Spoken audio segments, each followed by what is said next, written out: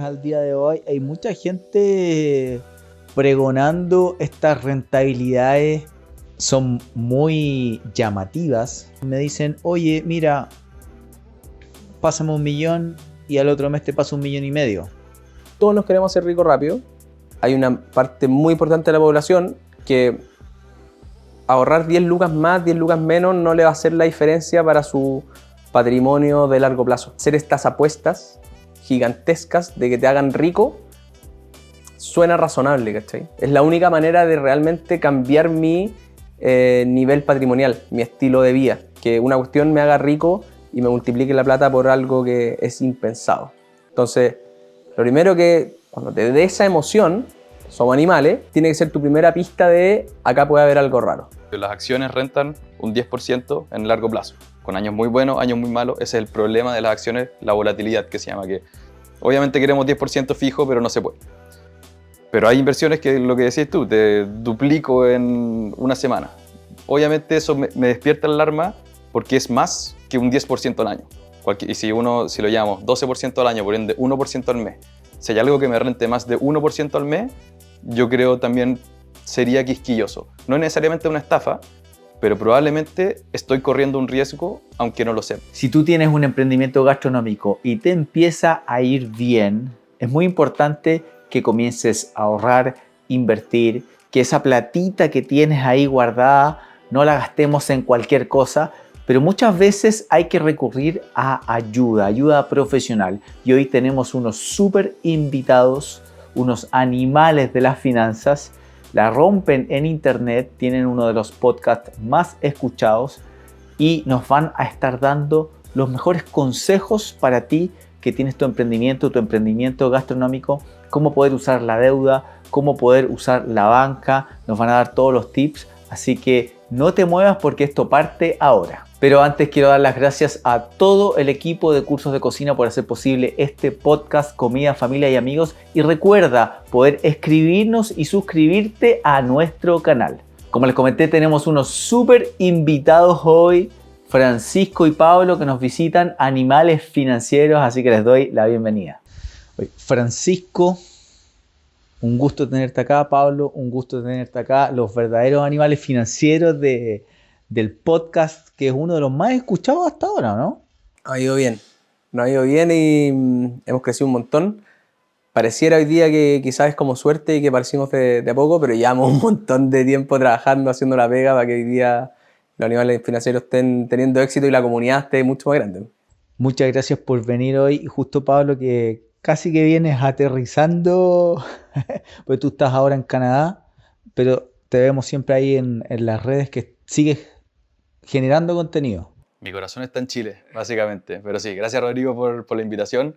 Estoy viajando un poco por el mundo, como decimos con Francisco, persiguiendo el amor, yo persiguiendo a mi pareja, pero armando un cuento en Chile. Y creo que lo que estamos haciendo con animales, si bien, como dice Francisco, ha sido lento, pero lo hemos pasado tan bien en el camino que esto queremos que dure décadas. El amor y la plata no tienen fronteras.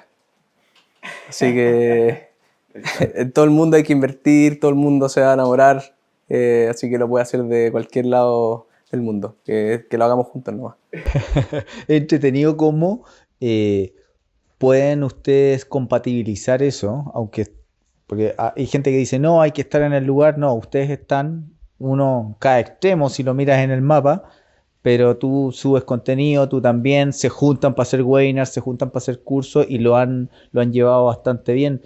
¿Cómo parte que estos compañeros se les ocurre después hacer como esta instancia de unos animales financieros, que tú también en tu momento me dijiste, oye, la historia del nombre es muy buena? ¿Cómo surge? ¿Fue en una comida? ¿Fue después de la pega? ¿Cómo fue? Mi amigo aquí es un curioso, y anda siempre investigando, leyendo y proponiendo cosas, y yo hago la otra parte de empujar, meterle ganas y tratar de llevar las cosas un poco a la acción. Y eso fue lo que en un momento Pablito mandó un audio un día, hoy tengo unas ganas de hacer un podcast, se lo mandó a Fernando, me lo mandó a mí, quedó ahí por mucho tiempo, hasta que un día me metí a Anchor, abrí la cuenta, Pablito, el lunes grabamos. Y así partimos, pues. Entonces fue un poco, yo te diría, la mezcla que tenemos de inspiración y de hacer. Como todo en la vida, creo que uno no puede hacer todo y cuando encuentra estas medias naranjas, funciona muy bien. Y le sumaría que había siempre muy buena onda. Y trabajamos juntos con Francisco en la misma oficina y yo le voy a llegar con su bolsito del gimnasio de pádel todos los días. Y yo hago algo de deporte, pero lo miraba y decía, este bueno hace deporte todos los días y yo no. Y así lentamente fui haciendo más deporte porque quería ser como este bueno. Entonces le pasó lo mismo con los libros. Me veía a mí leer y decía, oh, pero ¿cómo puede leer tanto? Y como que nos fuimos pegando los buenos hábitos. Y creo que eso, sumado a canalizarlo en algo, ha hecho que el podcast hoy día cada vez lo escuchen más personas y conecten con o el deporte, o la plata, o la lectura. Generalmente mejorar continuamente. Creo que eso es un poco lo que tratamos de comunicar. No pensar en el corto plazo, pensar en el largo plazo, pero ¿qué hacemos en el corto plazo? Mejoramos, aprendemos algo, empujamos, como dice Francisco, y pretendemos seguirlo haciendo también por harto rato. Y hay una cosa fundamental, es no tener excusas. Porque podríamos tener 100.000 excusas, que el tiempo, que la hora, que tú estás allá, que tú estás acá, pero si uno tiene excusas nunca va a hacer nada. Y eso es para cocinar, para manejar tu plata, para hacer un podcast, para lo que sea. Entonces creo que esa es algo que durante el tiempo, y también ha sido un aprendizaje continuo, porque primero hicimos una temporada, paremos. Hagamos una segunda temporada, paremos. Y en un momento dijimos, estos son puras excusas para no seguir metiéndole, no paremos nunca más. Entonces yo creo que esa es como la parte fundamental de que nos hayamos conocido en la oficina y hayamos construido algo como lo que tenemos hoy día, habiendo dejado de lado todas esas excusas que se te van a meter toda la semana y todos los días en tu agenda, porque es imposible que no pasen. Eso tiene que estar metido en los precios, como decimos en inversiones. Es algo que va a pasar. Claro, porque es muy clásico cultural chileno, como hacerlo a la chilena, como a medias, pero yo creo que a veces hacerlo a medias no es tan malo como mejor hecho que perfecto, pero el tema de las excusas, como, uy, hoy día está lloviendo, no vamos a ir al podcast, ¿sabes? Que como siempre como que puede pasar algo al final, po, pero si tú lo tienes ahí, prioridad en tu lista, lo vais a hacer. Tenéis que sacarlo adelante. Y en uno de los capítulos, no me acuerdo qué número, pero Pato Jotar, el CEO de CCU, hablaba de esto de hacerlo al 99%. Y el daño que le puede hacer a tu equipo, a tu organización, no apuntar a hacer las cosas a primer nivel. Y cuando empezáis a dejar cosas en el tintero, las dejáis de hacer, etcétera, es hacerlo al 99% o incluso peor. Y eso es algo con lo que uno tiene que combatir constantemente. En esto de generar contenido cuando uno ya está en las redes, es súper, puede ser súper entretenido generar contenido, pero a veces cuando viene ya la ola y, oye, tenía que subir el podcast, chuta, no he grabado, que a todos nos ha pasado que, chuta, a ver, tengo que subirlo ahora a la noche y son las 10 de la mañana y no lo he grabado, ¿ya? A todos nos ha pasado en algún momento. ¿Cómo lo han hecho ustedes hasta ahora para ir marcando una pauta, para ir navegando por diferentes tipos de contenido? Porque el tema financiero es atómico. Entonces, ¿cómo ustedes van eligiendo los temas? ¿Hay algo que más te gusta a ti, Pablo? ¿Cómo van navegando? Ha cambiado, yo creo, a lo largo del tiempo y creo que el típico formato de podcast acá en Chile son entrevistas. Y nosotros partimos conversando entre nosotros, ¿no? Porque nos gustan mucho las finanzas, teníamos temas que conversar, conversábamos, y a medida que pasó el tiempo fuimos metiendo entrevistas para conversar de estos temas con distintas personas. Y al final eso nos daba más ideas de explorar temas y todo. Pero creo que en los últimos meses nos hemos dado cuenta que los capítulos que hacemos nosotros dos les va mejor, porque ya tenemos esa dinámica, ya sabemos cuándo habla uno, cuándo habla el otro, y eso creo que también nos ha dado un poco la respuesta de no hay que seguir haciendo lo que hace el resto, ¿no? Sino que busca algo que sea único tuyo. Y ahí yo escucho mucho podcast, y creo que por eso tenemos un podcast, por eso le dije a Francisco, hagamos un podcast.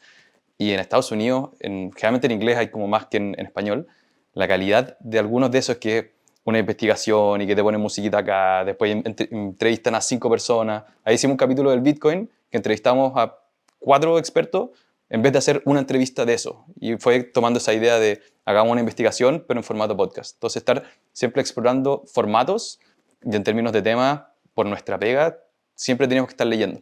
Y un artículo del Economist habla de la población está envejeciendo. Un libro habla de lo mismo, hagamos un capítulo, vas a vivir 100 años, que es el capítulo, no sé, 40 y algo. Y así vamos como generalmente nuestro proceso de vida ya es nutrirnos de contenido y ahora le estamos dando una salida a través del podcast. Sí, yo diría que la combinación de inspiración y humildad hacen gran parte la pega. Y creo que en buen chileno no hay que inventar la rueda y tenéis que siempre asumir también que tú vas atrás de alguien y que también hay gente que va atrás tuyo en el aprendizaje.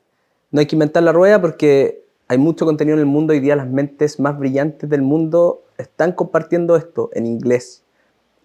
Y nosotros podemos traducirlo muy bien poniendo de lo nuestro y con nuestra visión.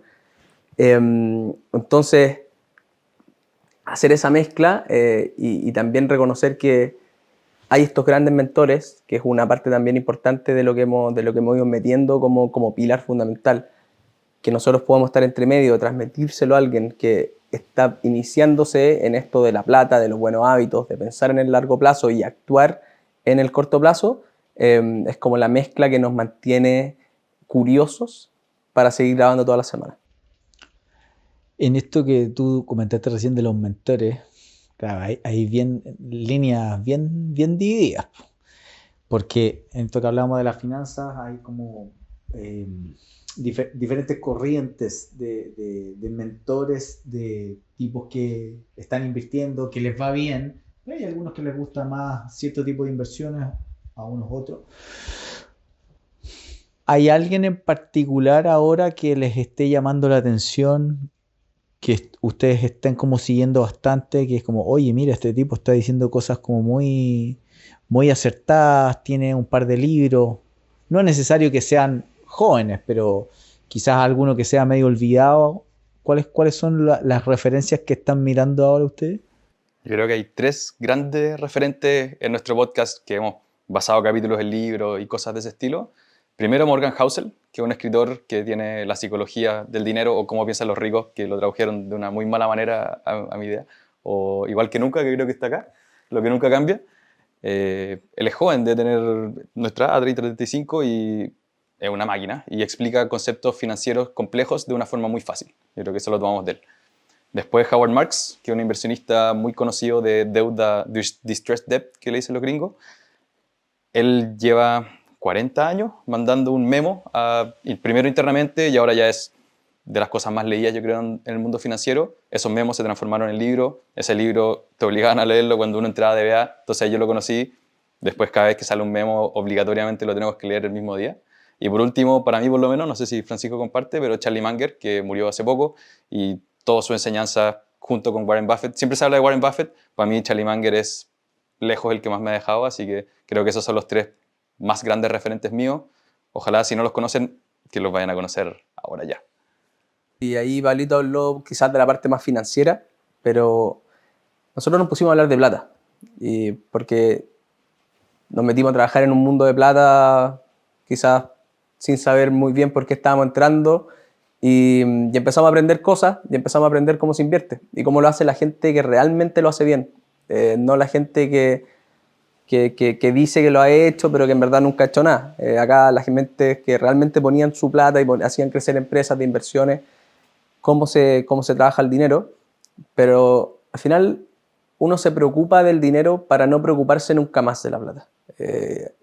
Esta cuestión no es entretenida, no es quizás a la gente que le gusta más que a otra, pero no es una cuestión que quería estar pensando todo el día. Nosotros tenemos una maldición con esto. Tenemos una maldición de andar pensando en plata todo el rato, ¿cachai? Pero ojalá no tuviésemos esa maldición, porque manejar bien tu plata lo que te va a permitir y lo que te va a dar es libertad para poder invertir bien tu tiempo y hacer lo que te gusta y ser feliz. Y ahí expandimos un poquito el espectro del podcast en invierte bien tu plata y tu tiempo. Y hoy día también le estamos dando vuelta a esa parte. Por lo tanto, yo si tuviese que destacar, para no hablar de lo financiero, El último tiempo creo que, bueno, tú lo conocís de antes, yo no, pero Cal Newport y todo su mundo de productividad y enfoque, etcétera. Me gusta mucho el podcast de Rich Roll y el de Invest Like the Best, que era el jefe de Pablito, pero porque están llevando a profesores que de la mejor universidad de Estados Unidos, a gente que está pensando en bienestar, en sanidad mental, en cómo alimentarse bien, en el daño que le están haciendo las redes sociales a la sociedad.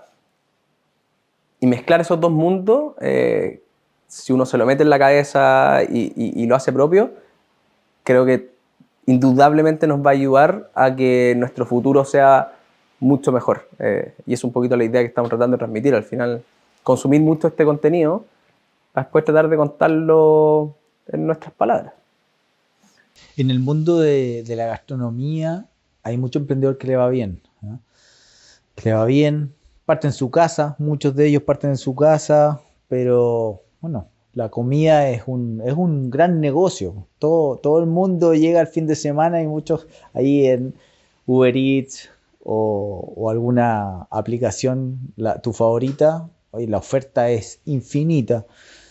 Han pasado por acá por la escuela muchos emprendedores que parten desde su casa, después tienen los recursos para abrir un local y abren 1, 2, 3 locales. Y cuando te empieza a ir bien en el área gastronómica, lo haces bien vendiendo comida, pero no muchas veces lo haces bien cuidando tu plata, ¿no? Como sabiendo dónde invertir, sabiendo cuándo cambiar el auto, cuándo irte de viaje. Y no es algo que nosotros supiéramos desde siempre. O sea, los últimos 4 o 5 años nos hemos metido de cabeza a aprender más de finanzas, a educarnos más, a leer libros como los que tú ves ahora, pero que antes eran desconocidos para nosotros. Entonces, en el área de la gastronomía te puede ir muy bien. ¿Cómo saber cuándo invertir en arreglar tu local? ¿Cuándo saber cuándo cambiar tu auto o cambiar la camioneta para tu local? O sea, la diferencia entre algo para tu familia o algo para tu negocio. ¿Cómo ustedes van aconsejando también a personas que tienen este tipo de interrogantes cuando pueden guardar dinero? Porque ya tienes al dueño de un negocio de gastronomía, ya, pero pensemos en alguien también que tiene la capacidad de que le queda platita ahí para juntar. ¿Cuáles son como los primeros consejos que ustedes les van dando? A ver, yo creo que la plata tiene un gran problema y la plata te puede volver loco. Yo creo que lo vemos todo el rato, quizá en futbolistas que muy chicos tienen muchísima plata y muy pocos la invierten bien. O también está estudiado cómo la gente que se gana las loterías y cosas por el estilo les cae muchísima plata y se la terminan gastando toda y no lo terminan haciendo bien. Entonces, cuando alguien sabe hacer un plato rico, sabe hacer una hamburguesa rica y empieza a ganar plata de repente de la nada, está corriendo un riesgo de no saber qué hacer con esa plata. Por lo tanto, creo que el consejo más importante es que esta cuestión se trata de mantenerse en el juego. Y para mantenerse en el juego tenéis que armar un buen salvavidas, un buen colchón, como le decimos nosotros. Por lo tanto, para cualquier emprendedor, y yo lo viví con mi familia, que te lo contaba antes, que la chuntaron, le dieron el palo al gato, pusieron peluquería, y por no armar un buen colchón terminaron quebrando, es que tienen que armar esta red de protección de tener plata en algo fome como los depósitos bancarios que les pueda permitir vivir durante un buen tiempo y que incluso les pueda permitir tener que reinventarse con su negocio porque muchos negocios son muy cíclicos y te puede ir muy bien un rato, pero te puede ir muy mal otro rato. Y puede que lo que tú estés haciendo sea bueno, pero que en realidad lo que está pasando en la economía no te está ayudando nomás y lo que tú necesitas es aguantar. Y aguantar te lo va a permitir tener liquidez. Yo creería que ese es el mayor consejo que de alguna manera lo viví en carne propia con mi familia y no sé cómo lo ves tú Hay muchos más consejos más, pero si yo tuviese que elegir uno, me quedaría con ese. Estoy con completo desacuerdo. No, mentira, yo creo que voy en la misma línea. Y no me acuerdo de un profe de Estados Unidos, de una universidad, algo que decía que las inversiones, y lo voy a llevar al caso ahora como de un emprendedor que quiere invertir, es como el tenis amateur. Francisco acá se trató de dedicar al tenis hasta los 18, después lo dejó. Porque el tenis te dejó a ti. El tenis profesional, si uno lo ve en la tele, apuntan a la esquina, tratan de correr la malla, ganar el punto. Pero el tenis amateur se trata de no perder. El que falla menos, gana. Y en las inversiones, yo creo que cuando uno está recién empezando, sobre todo, y no tiene los conocimientos, no perder es lo que te va a hacer ganar. Y volviendo a Charlie Munger, este mentor, él decía que el interés compuesto, no sé si lo han hablado antes en el programa, pero es una de las magias de las inversiones, que es invertir por mucho tiempo porque crece exponencialmente en vez de linealmente. Entonces, mientras más tiempo uno lo puede dejar crecer, mejor. Y Munger decía que lo peor que uno puede hacer es interrumpir el interés compuesto innecesariamente. Entonces, independiente de en qué uno invierta, mientras uno más tiempo esté invertido, mejor. Y en el caso de un emprendedor en el área de la cocina, ya sus ingresos tienen riesgo, que si es que les va bien, como decía Francisco, en un buen año, les va a ir increíble. Pero no hace mucho sentido tomar mucho riesgo, aparte con los ahorros, porque uno ya está corriendo el riesgo de los ingresos. Entonces también me inclino mucho más a protégete bien, el fondo de emergencia, colchón de emergencia, generalmente se dice entre 3 y 6 meses de ahorros de los gastos que uno tiene el mes a mes. Yo creo que para alguien que está emprendiendo, eso debiese ser más cercano a 12 meses, porque puede venir un mes muy malo, uno puede cerrar el negocio, si empieza a preguntar va a hablar con mucha gente que le ha pasado esto. Entonces me inclino más hacia el lado defensivo, no buscar la criptomoneda de moda, no buscar la inversión inmobiliaria que te va a volver loco, porque todo eso son riesgos y uno ya está corriendo el riesgo con su negocio y si uno lo hace bien, con eso ya debería estar tranquilo. Sí, un súper buen punto ese, y ahí llevándolo a tasas de retorno. Tú en el mercado accionario apuntás a rentar 10% al año, en promedio. Con años buenos, años malos, la renta fija, 5, 6. Probablemente si tú tenías un negocio real de cocina, tus tasas de retorno son mucho mayores. Por lo tanto, quizás hace mucho más sentido rentar muy poco con mi caja, porque mi negocio real va a tener tasas de retorno importantes, pero que esa caja me permita, ojalá, mantenerme en esta cuestión para siempre. Algo que, por ejemplo, yo no haría si fuese emprendedor de este tipo, ponerme a comprar departamentos como loco. ¿Por qué? No porque sean malos, y nosotros siempre nos molestan, nos dicen, no, es que a ustedes no les gusta la inversión inmobiliaria. No es que no nos guste, lo que pasa es que no es lo único. Y si tú tienes un negocio que necesitas plata a veces porque tuviste un mes malo o se te rompió la cocina y tenés que volver a hacerla, anda a vender un departamento en un mes. Anda a vender una casa en 2 meses. Es imposible, ¿cachai? Entonces, no cuadra mucho con la necesidad de liquidez que pueda tener tu negocio. Yo creo que un emprendedor tiene que mantenerse líquido porque, ya lo he dicho varias veces, pero esa es la manera de, ojalá, que su negocio pueda crecer por mucho tiempo. Tu consejo es súper acertado cuando tú dices, no, 6 meses está bien, ya, yo voy por 12 meses de por lo menos tener ahí para mi colchón, si hay un mes malo, tener donde sacar y colocar la plata ahí para mis gastos. ¿Qué hay, por ejemplo, cuando mi ejecutivo me llama y me dice, hoy está este depósito a plazo, o me llegan los mails del banco con los depósitos a plazo? Pensando en emprendedores que no saben nada de inversiones, o sea, colocando como ese título, ¿ustedes los recomiendan? ¿Crees que son buenos para comenzar? ¿En qué me tendría que fijar yo como emprendedor?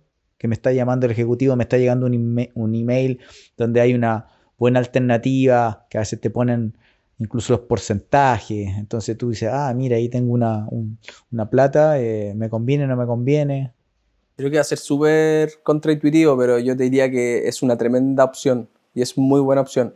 Y yo prefiero 100.000 veces que estén en esos depósitos a plazo a que el ejecutivo le enchufe un fondo mutuo de Asia emergente porque ha rentado bien los últimos 3 meses. Creo que donde van a tener menos riesgo es invirtiendo en ese depósito a plazo, porque además no te cobra remuneración, no te cobra nada. Uno podría decir, ok, porque tú estás en el depósito, si lo necesitaste a los 15 días, pedís la plata y no rentaste nada, te quitan todo tu retorno. Entonces tú podrías decir, ok, me voy a un fondo de money market, que son puros depósitos, pero metido en un fondo.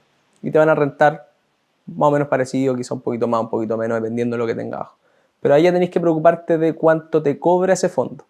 Ya tenéis que preocuparte de que la remuneración fija sea baja, menos de 0,6% al año, te diría yo, y que no tenga costos ni de entrada ni de salida. Te va a dar más flexibilidad porque vas a poder pedir el rescate y tener la plata al otro día sin perder el retorno, que es algo que muchas veces a los emprendedores les pasa, que de un día para otro necesitan la plata y que lata haberse perdido el retorno de 25 días que lleva en el depósito a plazo por necesitar la plata mañana. Pero yo creería que ahí está mucho mejor que en cualquier otra alternativa de inversión que les ofrezca el banco, porque ahí los incentivos pueden ser más perversos a favor del ejecutivo y además está mucho mejor que dejándola en la cuenta sin hacer nada. Pero ahí le están regalando plata al banco. Esa es mi única manera de decirle a la gente no dejar la plata en la cuenta. ¿Por qué? Porque le estoy regalando plata al banco, porque los bancos que más ganan plata son los que logran que la gente mantenga su plata en la cuenta corriente sin hacer nada, porque se fondean, se financian gratis. Y ahí igual creo que esto corre para una persona que está corriendo la mayoría de su riesgo con el negocio y tiene un poquito de inversiones y eso estoy muy de acuerdo, tener algo muy poco riesgoso. Pero si a esa persona le está yendo muy bien y ya tiene 10 veces el valor de su negocio en depósito a plazo, ahí yo sí quizás me incomodaría un poquito más y trataría de invertirlo pensando más en el largo plazo. Y ahí con Francisco nos hemos sentado a pensar cuál es el orden de esta cuestión. Y de hecho ahí armamos un capítulo, el 70 de nuestro podcast, que es las reglas del juego, y vamos más que nada ordenando según cuál es la forma más fácil de ganar plata invirtiendo. No como ganar plata garantizado, pero por ejemplo el depósito a plazo, ok, te va a dar una tasa que al asegurarte un número probablemente es el menor retorno que uno va a conseguir en el largo plazo. ¿Cuál es la forma más fácil de rentar más? Usando beneficios que alguien te regale plata. Y ahí le decíamos a las personas, quizás tu empleador, no va a correr mucho para los emprendedores, pero tu empleador quizás tiene un plan en el que si tú ahorras algo para tu jubilación, te regala X plata, gratis. Eso pasa harto en Estados Unidos y parece que en Chile también pasa. Y el paso siguiente a eso, APB. Que yo creo que planificar para la jubilación es la única meta en la que nadie se puede escapar. Y yo tengo 30, no pienso tanto en eso, pero hablo con gente que tiene 40 y dice como, ya lo estoy viendo. Tiene 50, se me vino. Mientras uno antes se haga cargo de eso, mejor.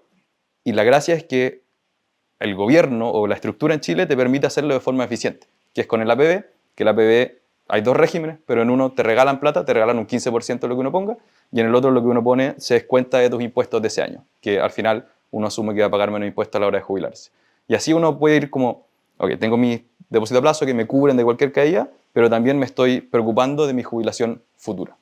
Y ahí estaba pensando ya quizás en otras cosas interesantes de este mundo de la plata aplicable a los negocios, como la diversificación, que también es una decisión súper importante para los emprendedores. Al final, ok, puse un local, me fue bien.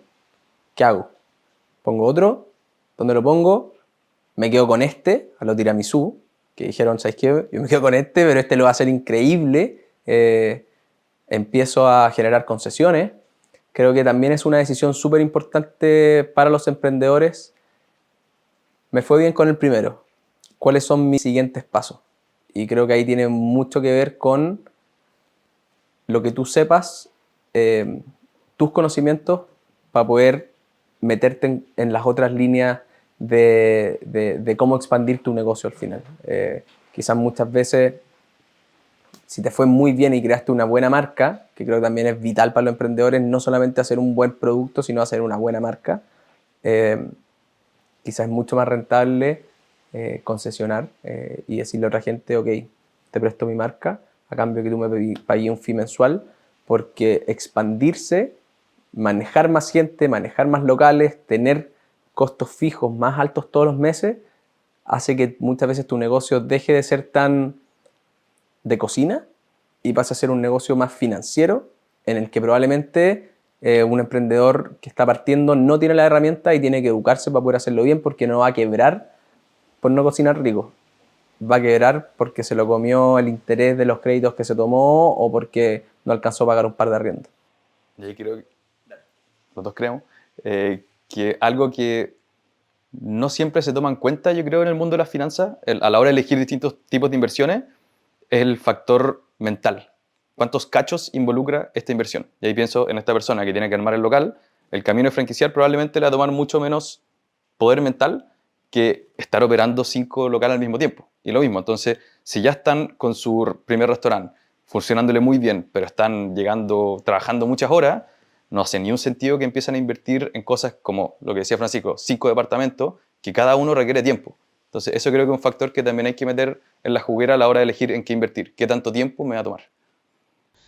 Claro, se habla mucho de la inversión inmobiliaria y bueno, el boom de los departamentos, que claro, hay mucha oferta ahora. Los bancos no le prestan plata a cualquiera ahora. Las condiciones han cambiado mucho en los últimos 4 años, porque también se da mucho en este mundo de internet, de Instagram, TikTok y YouTube, que aparece gente hablando las maravillas del mundo sobre cómprate 5 departamentos o los que más puedas, saca créditos simultáneos en los bancos para que no quede el registro, anda con las mutuarias, pero claro, después, como decías tú, ¿cuánto tiempo requiere cada departamento? Arrendarlo, no me pagó el arrendatario, gastos comunes y una serie de cosas que eso nadie te lo dice. Lo primero es que sacarlo de los créditos en paralelo, según yo, es ilegal. Porque y creo que todavía no veo ese reel en Instagram, pero porque yo fui inversionista inmobiliario.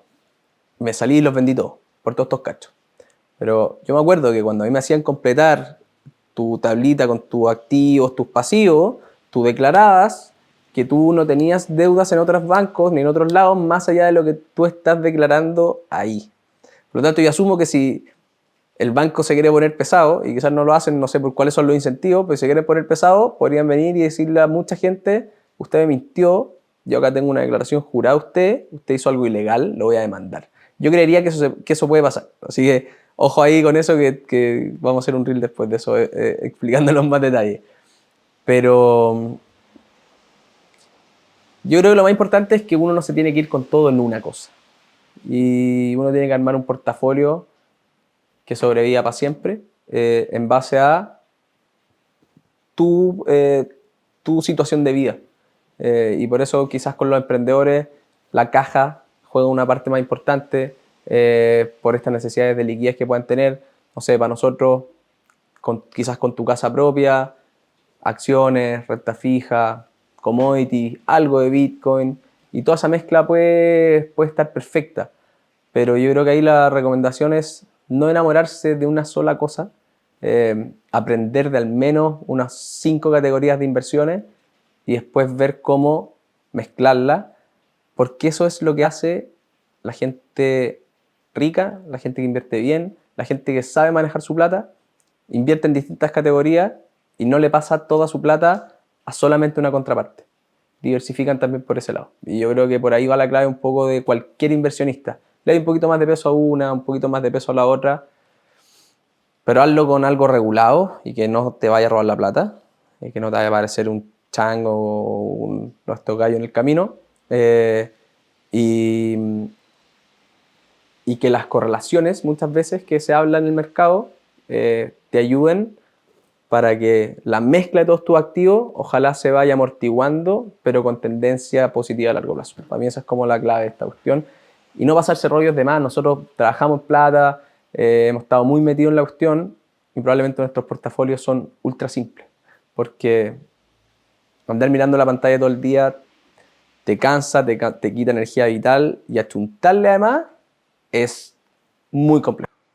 Y además, otra cosa que decía el otro mentor, Howard Marks, es que el mercado y yo creo que el mundo en general se mueve en ciclos.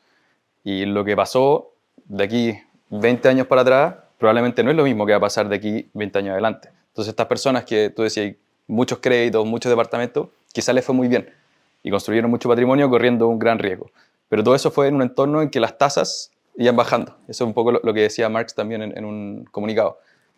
Entonces al final uno sabe lo que va a pasar en el futuro. estoy muy de acuerdo con lo que decía Francisco de diversifica, porque puede que le vaya bien a los departamentos, pero no tengas más de un 20 o 30% de tus inversiones en departamentos. Puede que le vaya bien a las acciones, perfecto, tener un porcentaje en las acciones. Y ahí ese porcentaje va a depender de cada persona, lo que los gringos dicen asset allocation. Pero no mires para atrás, ese es uno de los grandes errores del ser humano, yo creo, que es, bueno, otro de finanzas conductuales que se llama Daniel Kahneman, que también nos dejó hace poco. Él hablaba mucho de los sesgos que tenemos los humanos, y uno de esos es el sesgo de representatividad, que lo que vimos últimamente, para nosotros es obvio que es lo que más va a pasar a futuro. Extrapolamos desde un periodo muy chico hacia adelante. Y lo que dicen el resto es que uno tiene que mirar periodos más largos para ver qué podría pasar. Y eso dice que al final hay que diversificar e invertir en distintas cosas. Y uno al final termina, y cada vez que invitamos a alguien como profesional que invierte, y esperamos que nos diga una papita en que invierte, nos dice, yo tengo un poco en este fondo, un poco en este fondo, y listo. Entonces no hay que sobrecomplicarse la vida, yo creo. Si fuéramos como algo bien gastronómico, es el dicho milenario, pues no poner todos los huevos En la misma canasta. De todas maneras. Y también quizás yo no sé cocinar. Y si empiezo a cocinar, no voy a tratar de hacer un soufflé, po. Voy a hacer una ensaladita chilena con un bistequito con un arroz, ¿cachai? Y creo que la inversión es lo mismo. Y muchas veces pasa que la gente que está empezando a invertir es la gente que más se puede equivocar por creer que tiene que andar comprando y vendiendo y que puede rentar 100% al año, porque es la que tiene menos información, es la que menos sabe y es a la que pueden engañar más fácilmente. Entonces, la gente que lo hace bien, lo hace muy simple.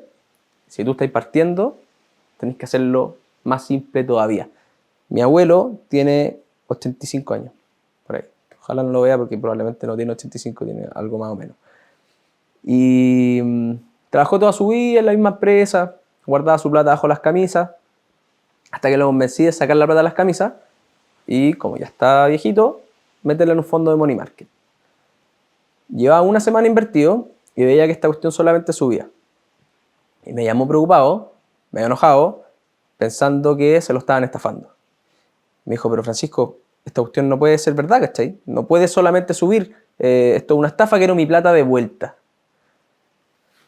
Tata, yo trabajo acá. Esta cuestión es de verdad. Yo no te voy a estar cagando.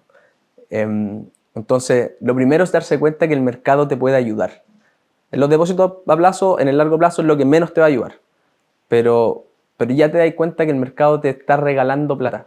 Te está compensando por el riesgo que tú estás tomando, pero te está regalando plata. Y eso es el primer paso que mucha gente en su vida vive, porque la deja toda en la cuenta corriente sin que le den un peso.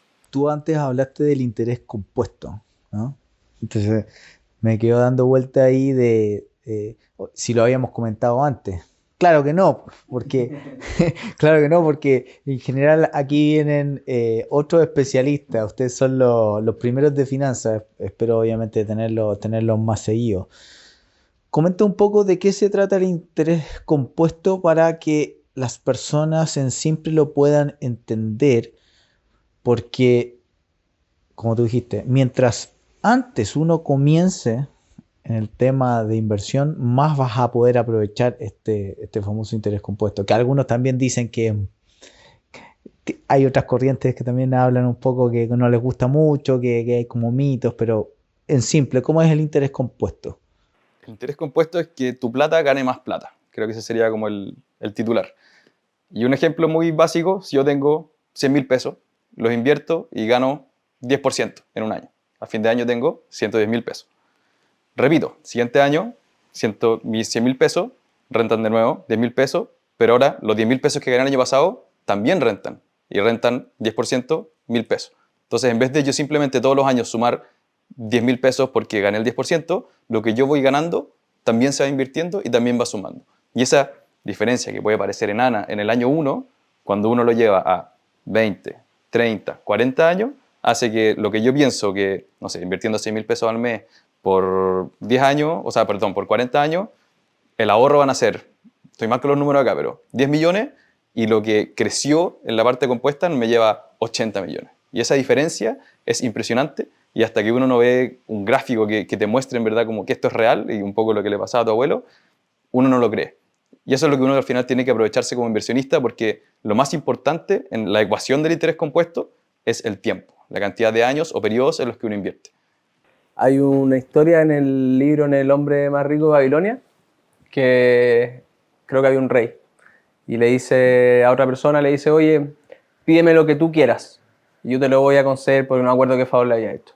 El gallo le pide, pero el gallo le dice, quiero que me dijo un grano de sal y de arroz y se vaya duplicando por cada cuadradito que tenga el tablero. Obviamente, le dijo el rey, si esto pareciera que va a terminar en 50 granos de arroz, qué sé yo. Si tú hacías el ejercicio, el rey no tenía tantos granos de arroz como para entregarle por el deseo que le había pedido.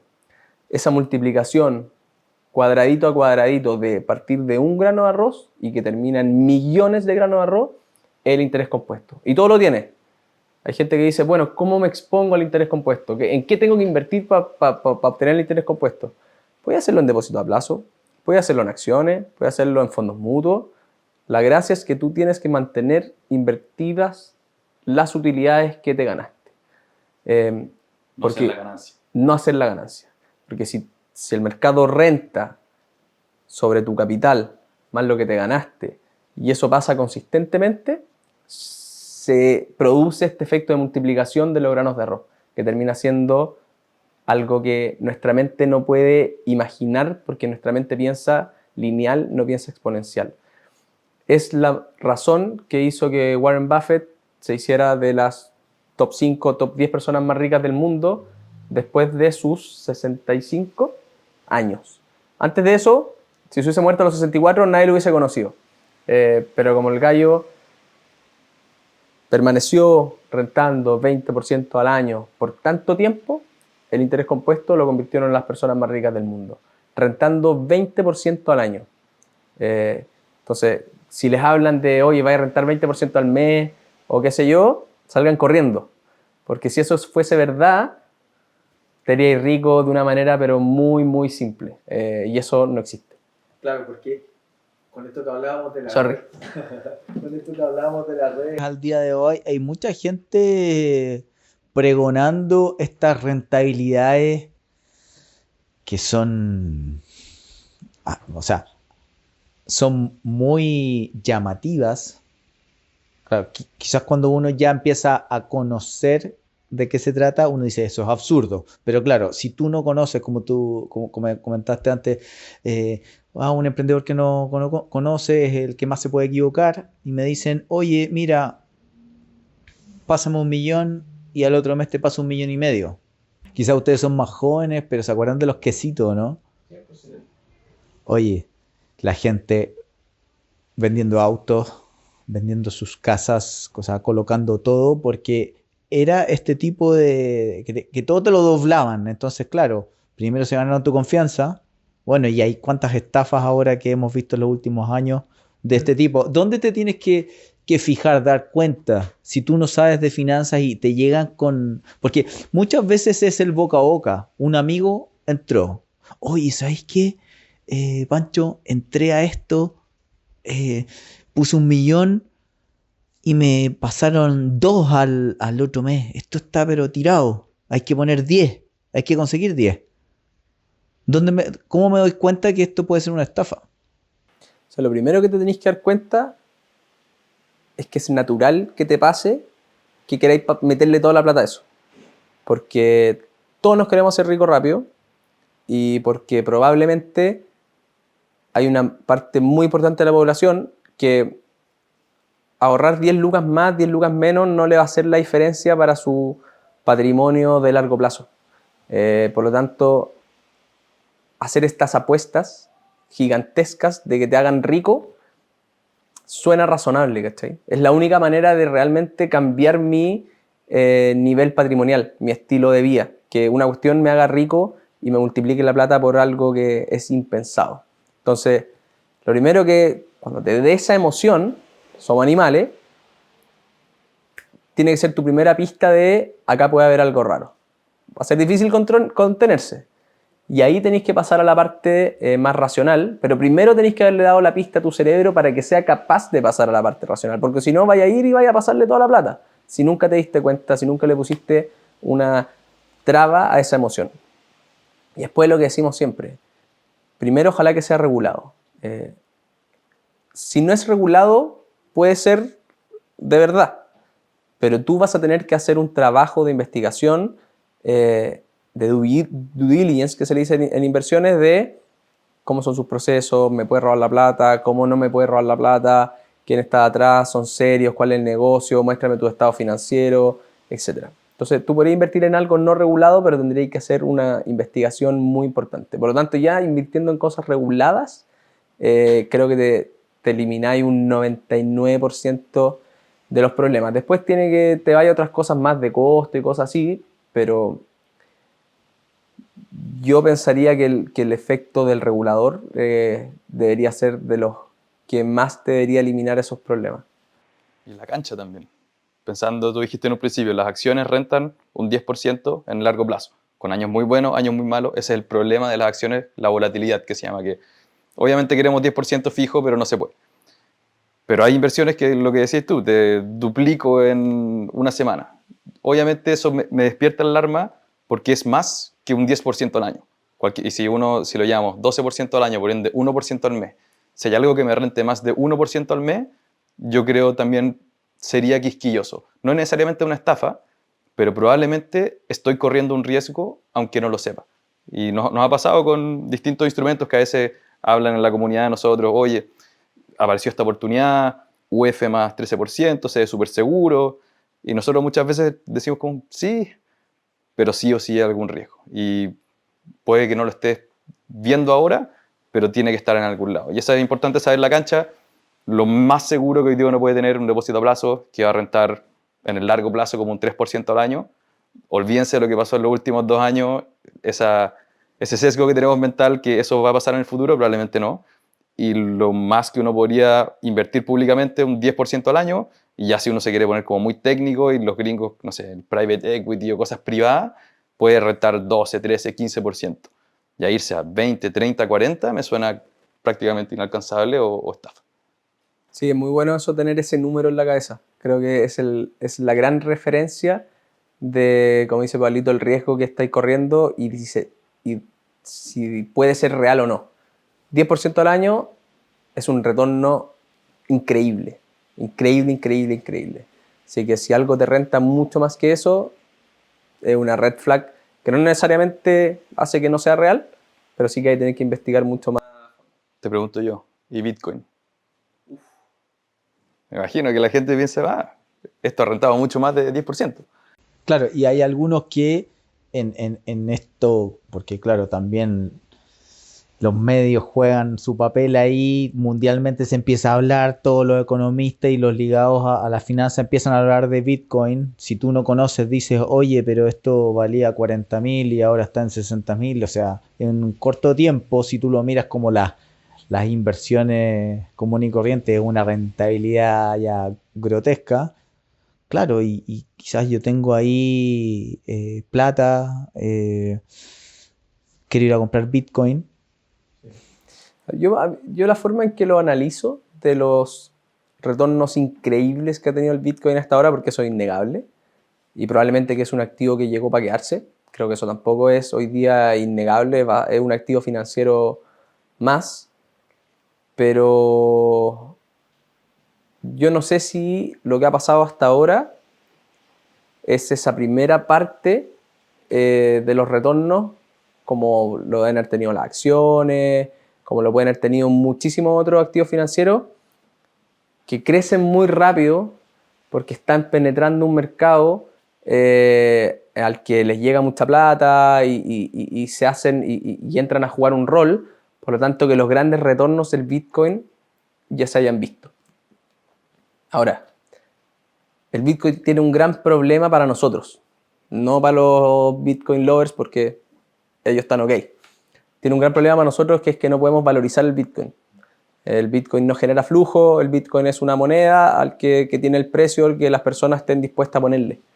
Y como nosotros no podemos proyectarlo y valorizarlo, nos queda muy grande, ¿sí? Entonces, Esos son mis dos grandes argumentos para tener muy poco Bitcoin, hoy día cero, pero yo creo que tener un 5% de Bitcoin en la cartera puede ser súper razonable, pero para no tener mucho porque es un activo que si tú le pones toda tu plata te podría hacer quebrar y eso es lo principal que nosotros queremos evitar, no quebrar en el camino. Me imagino que para la gente que tiene restaurante también, o sea, si a ti te dijeran, ¿sabéis qué? Te fue bien con tu primer local, qué bueno. Tenés la posibilidad de tener 100 locales, pero tenías este otro camino y te lo aseguro que si te quedas con este local, te va a durar por toda tu vida. Yo creo que mucha gente se iría por ese camino también, porque no necesitamos toda la plata del mundo. Necesitamos generar patrimonio, generar un flujo que nos permita vivir, insisto, y vuelvo al origen, sin preocuparnos de la plata. Para preocuparnos de nuestra familia, de nuestros amigos, de pasarlo bien y de disfrutar los 100 o 10 años que vamos a vivir. Por lo menos eso, porque tú hablas de portafolio, tú hablas de tu cartera. Entonces, a veces estos términos pueden ser como un poco desconocidos y tú hablas quizás de un Bitcoin un 5%. Pensemos entonces que mi cartera o mi portafolio es, como yo tengo un monto de dinero para invertir, ¿ah? Tengo, siempre redondeando, 100.000. Claro, tú me dices, un 5% de esos 100.000 los pondría en Bitcoin. Porque quizás yo ahora digo, uy, tengo 3 millones de pesos, ya voy a comprar todo en Bitcoin. Y es lo que finalmente todos te dicen que no hagas, porque la gente que sabe no pone todos los huevos en la misma canasta. ¿Sí? Entonces, quizás usar estos instrumentos de los bancos primero sería como el primer aprendizaje. Si es que tú no sabes nada, obviamente seguir y escuchar todos los capítulos que llevan hasta ahora, que vi que hoy día habían subido el nuevo capítulo, el 92, porque esto de los portafolios, las carteras, los porcentajes, a veces, claro, te vuelve un poco loco y tú querés invertir 1 millón de pesos que tenés. Y hay un tema con los distintos instrumentos. Claro, portafolio, al principio yo escuchaba y decía, oh, qué profesional, pero es juntar todo en un saco nomás. Pero cuando uno empieza a invertir, generalmente te preguntan, te hacen un formulario, esta es tu disposición a tomar riesgo. Ah, tú eres un inversionista arriesgado o moderado o no sé cuánto.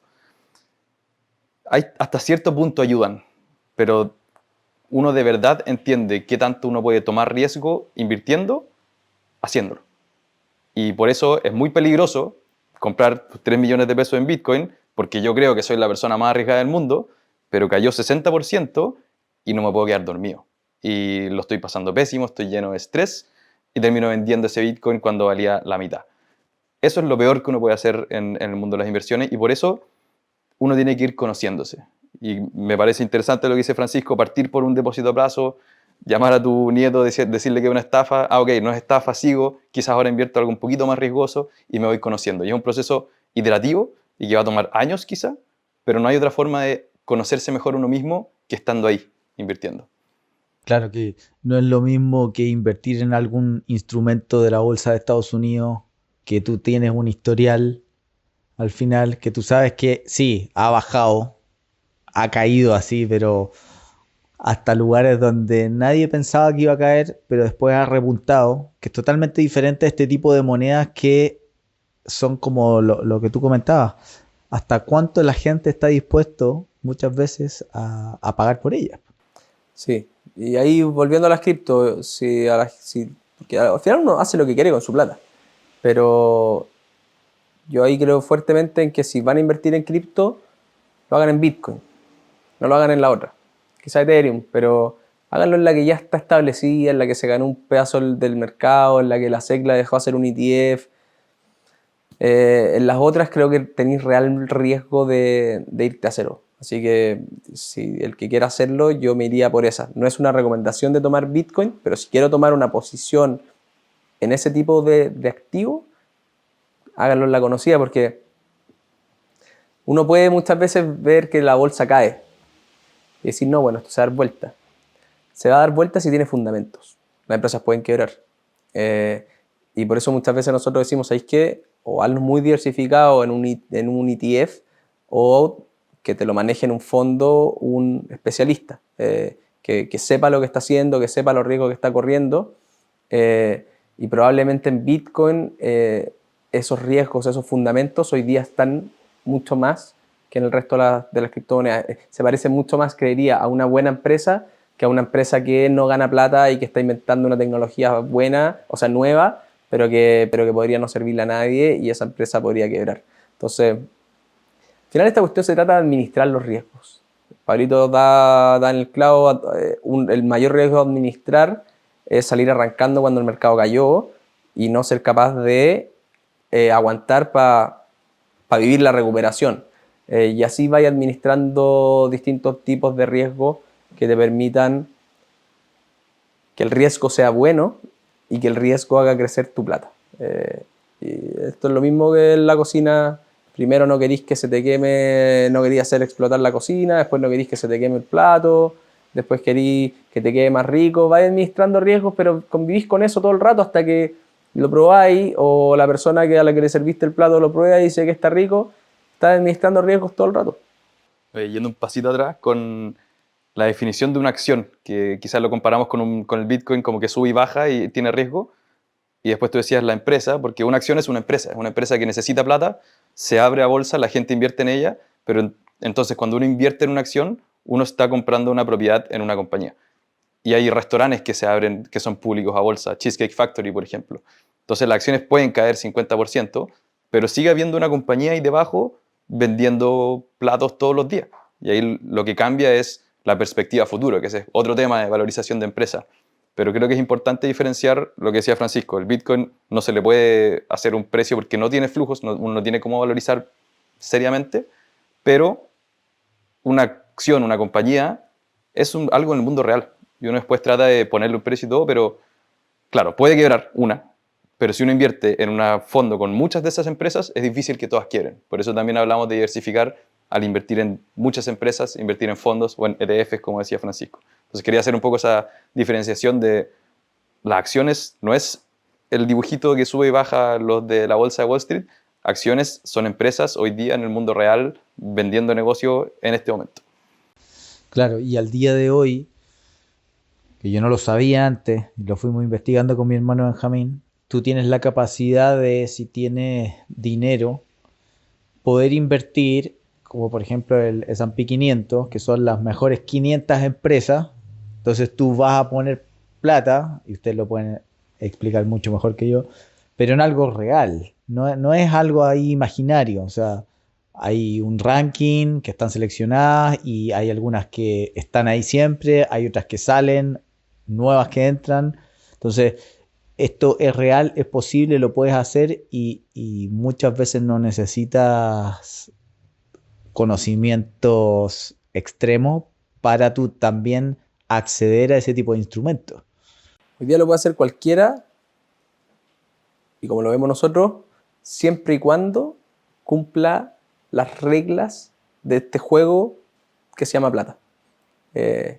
Tú vas a tolerar mucho mejor una caída del mercado si tenías este colchón de emergencia de 6 meses para vivir si no generé un peso.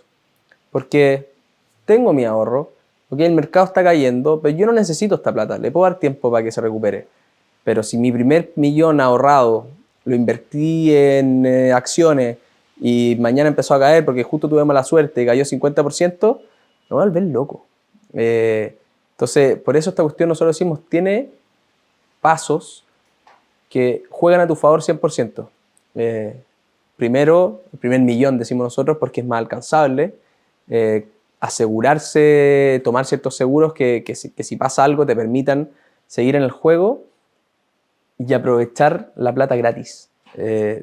Mucho se habla de invertir y lamentablemente de toda la plata invertida que hay en Chile, una parte chica está en APB, que la APB te regala plata. El Estado te regala un 15% de lo que tú logres ahorrar durante el año sin condición.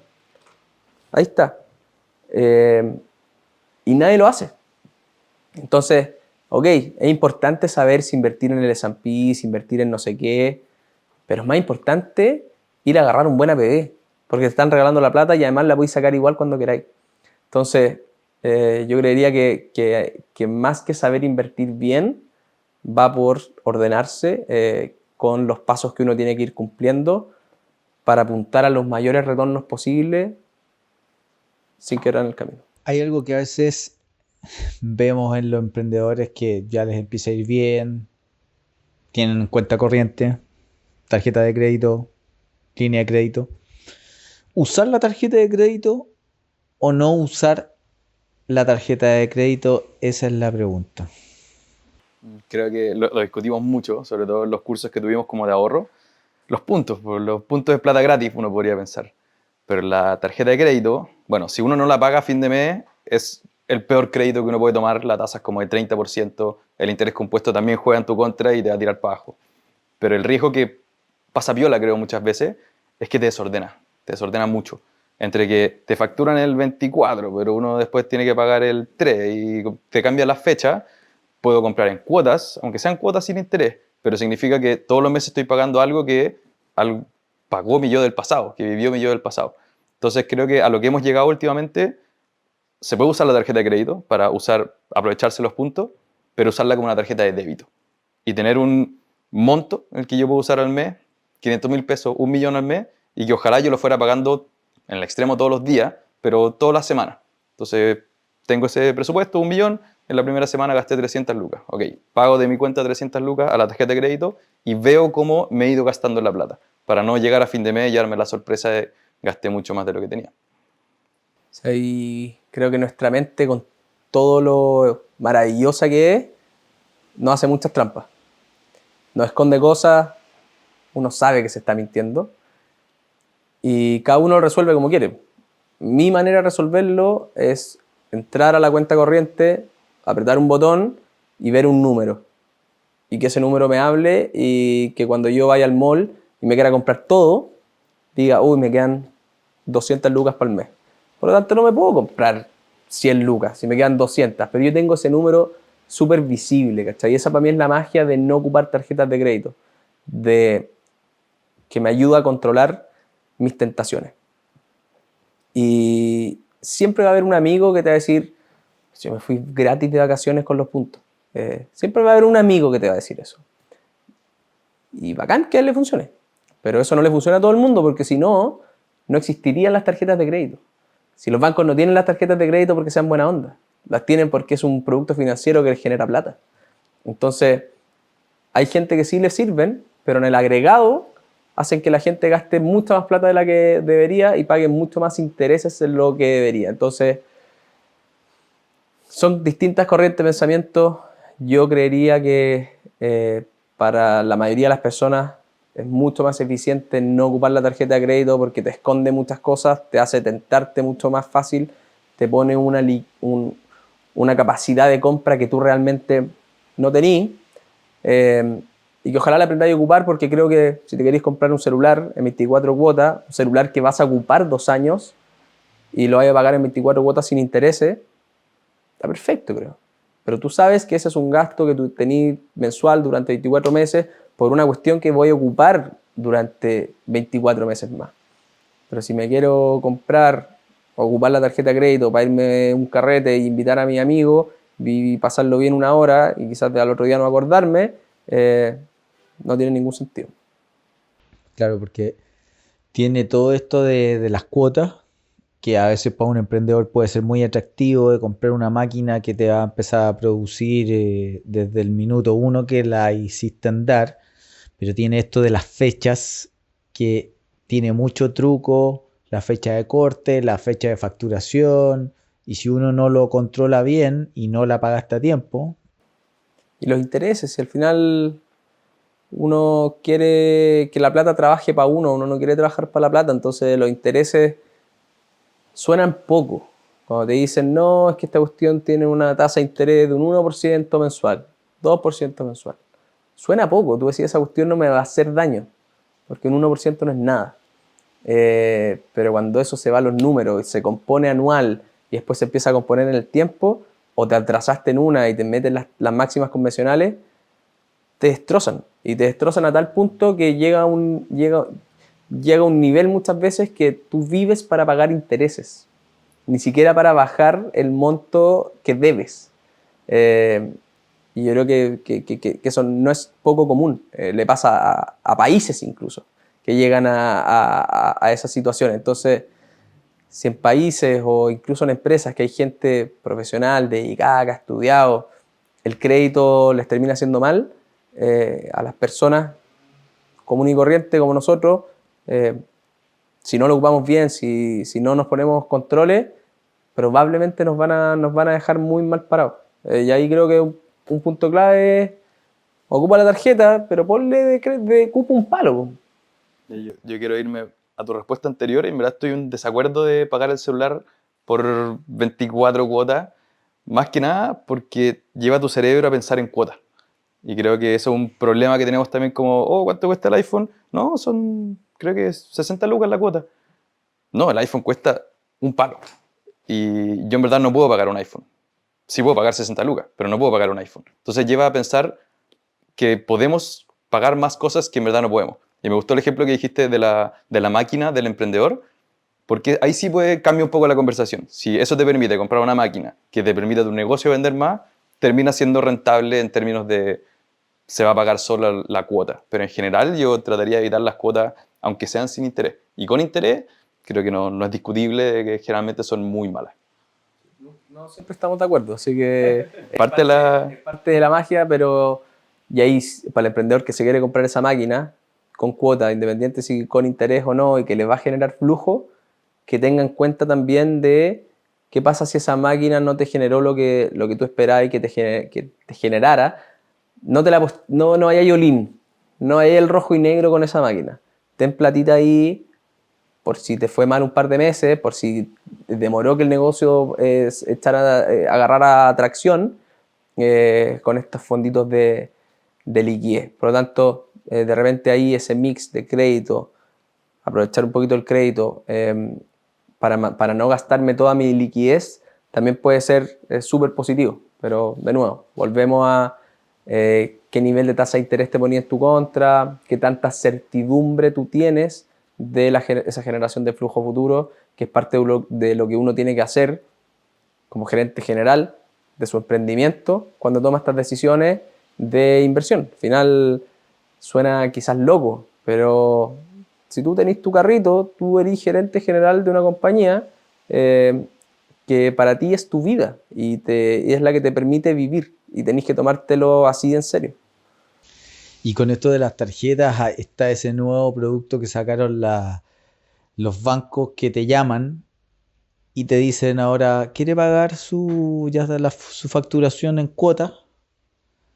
Y se lo dejamos en cero. Que claro, si te están llamando todos los meses es porque mucha gente lo toma y claro, empiezas a pagar en cuotas la facturación anterior y quedaste en cero ahora, entonces es mágico, porque es plata que ahora, o sea, se volvió a cero, puedo seguir gastando. Tú te sorprenderías con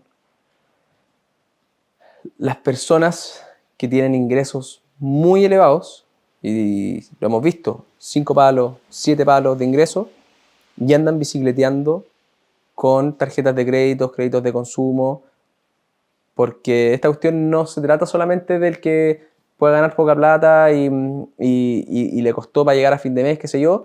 Esta cuestión le pasa a todos. Entonces, la industria es demasiado grande para los bancos y obviamente se dedican a explotarla. Los bancos tienen una parte que es genial. El crédito es bueno. Es lo mismo que el riesgo. El riesgo no es malo, el riesgo es bueno. Los créditos no son malos, los créditos son buenos, pero hay que saber ocuparlos bien. Y esa cuestión le afecta al que gana 500 lucas, al que gana un palo y al que gana 10. Le afecta más o menos por igual, según los números que hemos visto muchas veces de si la gente logra ahorrar o no. Y yendo a tu llamada, creo que hay dos tipos de productos en el mundo financiero, los productos que se compran y los productos que se venden. Y si hay un vendedor que te está ofreciendo algo, se te tiene que levantar la antena y preguntarte a ti mismo, ¿por qué? ¿Dónde está aquí la magia? No hay magia al final, siempre va a haber algo que probablemente es complejo y que uno no entiende y que la persona que está vendiendo muchas veces no en nuestro beneficio se aprovecha de eso. Así que ir a buscar productos que nos sirvan, ir a comprar productos y no aceptar los productos que nos están vendiendo. Tú hablaste del crédito, que es algo que también muchas veces las personas no saben cuándo es un buen crédito, porque los bancos te llaman ofreciéndote plata. Oiga, tiene 2 millones, 5 millones, 10, 20, depende de tu historial y de tu comportamiento. ¿Cómo saber si el crédito que me están ofreciendo es bueno, es malo, si me conviene para esto que quiero? Mm, Tomo un crédito para irme de viaje, tomo un crédito para comprarme el auto, tomo un crédito para hacer crecer mi negocio, pero ¿cómo saber finalmente cuándo un crédito me puede ayudar? Lamentablemente yo creo que se pone fome y es una evaluación de proyecto. Si tú tenías un negocio que tú tenías certeza del 90% que podías hacerlo rentar 20% al mes, porque sabéis que estoy vendiendo pero como loco, lo que sea, estoy creciendo y el mercado está bueno, mi marca está increíble, pero necesito financiamiento y el crédito me cuesta, no sé, 2% al mes, negocio, porque mi retorno es mayor a mi costo de pedir un crédito. Entonces, no, yo creo que uno vuelve a la evaluación del proyecto en el que esté metido, ya sea de sus finanzas personales, ya sea un emprendimiento, lo que sea, y ahí, de nuevo, para poder hacer eso bien, tenéis que educarte, tenéis que aprender de finanzas, lamentablemente, aunque sea fome, para cagarla lo menos posible. Y eso en el lado de los negocios. Sin lugar a dudas, creo que tomar un crédito para irse de vacaciones es probablemente las peores decisiones que podéis tomar. Hacerle una compra inteligente con un auto, tomar un crédito en un auto también. Tomar un mal crédito para estudiar, cuando existen créditos increíbles como el CAE, que nosotros lo defendemos. Tu vida no se define por comprarte un café más o un café menos todos los días. Tu vida se define por un par de grandes decisiones financieras que implican muchos millones de pesos a lo largo de tu vida. Cuando te compráis tu casa, cuando te compráis tu auto, cuando tomáis tus decisiones de cómo financias tus estudios. Esas decisiones tenéis que hacerlas bien, y que el retorno de esa inversión sea mayor al costo que estáis pagando por el financiamiento. Ya, como para dar números nomás, como dimos números también de las inversiones, siempre pensamos que un crédito que tenga una tasa de más del 5%, ya hay que poner ojo y evaluarlo quizás como un proyecto. Un crédito de consumo de 10, 15 probablemente no es bueno, a menos que tu alternativa sea un crédito de tarjeta de crédito de 30%. En la compra inteligente que mencionaba Francisco, cuando lo hablamos yo estaba en Estados Unidos y allá los créditos de autos son muy buenos, son como 3-4%, ya que era como 25, 30 o 40. Entonces, para mí, de más de 10, 15, ya creo que no hay mucha forma de defender un crédito de ese estilo. Y de ella, otros tipos de créditos, hipotecarios, estudios, lo que decía Francisco, ahí sí puede entrar más puede ser una buena inversión, una buena idea. Además, no sabéis lo rico que se siente cuando te vais de vacaciones sin crédito. Y podéis pagarlo, Y ahorrado de antes. ahorrado de antes, puta, se disfruta el triple. Es duro, obviamente. Ahorrar es durísimo. Pero yo siempre cuando hablamos de ahorro y lo difícil que es ahorrar, sin lugar a duda lo es. Pero creo que muchas veces saco el ejemplo de la señora María, que es una persona real, que es la persona que hace el aseo donde trabajábamos antes en la oficina Meris, y que probablemente no tiene el mejor sueldo del mundo, pero sí es lo suficientemente ordenada como para ahorrar todos los meses. Y obviamente nosotros en la oficina la ayudamos, le decía a María, invierte en esto, qué sé yo, no en cripto, en fondos más o menos conservadores, fome, pero que le iban a hacer ir haciendo crecer lentamente en el tiempo, que le iban a ayudar a financiar su jubilación. Entonces, si la señora María lo puede hacer, yo estoy seguro que todas las personas, si son ordenadas y le buscan la vuelta, también lo pueden hacer. Van a tener que luchar contra todas las tentaciones y algunos me van a odiar, pero estoy seguro que se puede. No quiero cerrar la conversación de hoy sin que me cuenten bien por qué se llaman animales financieros. Esto se la dejo a Francisco porque el nombre viene por allá. Yo traté de ser tenista, no lo logré. Creo que alguna vez lo escribí como uno de mis mayores fracasos de la vida, pero los tenistas somos medio idiotas. Y como que tenemos un lenguaje paralelo y hablamos medio raro, no sé, buscando mucho qué cosa, y siempre nos decíamos titán, animal, qué sé yo, y yo eso obviamente me lo robé y lo llevé a la oficina. Y llegaban, le decía, animal, ¿cómo estás? Y qué sé yo. Y cuando empezamos a pensar en el podcast, ¿qué nombre le ponemos? Bla, bla, 3 copas de vino. Si le digo animal todos los días, ¿cómo no le vamos a poner animales financieros a esta cuestión? Pues? Y a Pablito le encantó también, así que ahí lo cerramos rápido. Algunos creen que nos llamamos animales financieros por Animal Spirits, que es un podcast gringo muy famoso, pero no, se nos ocurrió a nosotros, 100%. Impecable. Chicos, de verdad yo les agradezco el tiempo en esta súper agenda ultra ocupada de Pablito por acá, por Chile. Ha pasado por todos los lugares de podcast, de finanzas, De discoteca, de todo. y todas las reuniones que sigue teniendo. ¿Ah? Así que de verdad, Pablo, muchas gracias. Francisco, muchas gracias por haber venido hoy, porque abrir el tema de las finanzas a los emprendedores de gastronomía, que es nuestra expertise, pero también hay otros emprendedores que siguen nuestras redes y nuestro podcast, es importante, y que esto les pueda dar la semillita ahí para que ellos la sigan regando, porque hay que saber de finanzas, hay que saber que si tengo la capacidad de ahorrar, eso ya es increíble, y ahora tengo que saber dónde colocarlo, y obviamente en el podcast que tienen ustedes hay mucha información, y en su Instagram también, así que muchas gracias por haber venido. Yo quiero dar 2 mensajes finales. Uno, lo que decís tú, si uno tiene la posibilidad de ahorrar, tiene que educarse para hacerlo bien, porque es un privilegio. Hay mucha gente que le encantaría poder hacerlo, no lo puede hacer, por lo tanto, si a ti te está pasando, tenéis que ver cómo lo hacéis bien. Y la segunda, para los emprendedores, es que miren para afuera.